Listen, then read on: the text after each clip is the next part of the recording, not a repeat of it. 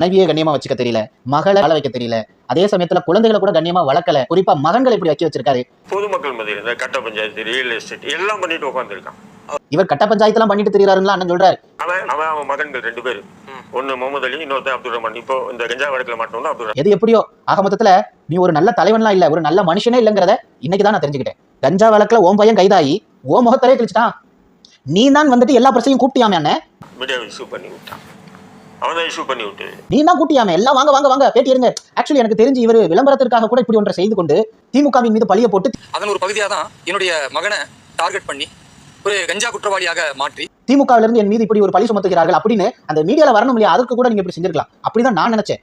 அதையும் தாண்டி இன்றைக்கு ஒரு பெரிய போதைப் பொருளை பயன்படுத்துற மாதிரியான பொய் வழக்குகளை சேர்த்து அதற்கு பிறகுதான் எனக்கு தெரியுது இல்ல இவங்களுடைய சப்ளையர்ஸை வந்துட்டு கொஞ்சம் உஷாராக்கணுங்கிறதுக்காக, இவங்க கிட்ட வாங்கிட்டு இருக்கிற கஸ்டமர்ஸ் எல்லாம் கொஞ்சம் உஷாராக்கிட்டுங்கிறதுக்காக இவர் மீடியா முன்னாடி இப்படி பேசிட்டாரு. இப்ப எல்லாரும் உஷாராயிட்டாங்க. இப்ப போலீஸுக்கு இது பிரச்சனையா போயிடுச்சு. ஏன்னா இந்த மாதிரி ஒரு கஞ்சா வழக்குல வரதா இருந்தா போலீஸ் வந்து ரகசியமா தான் விசாரிப்பாங்க.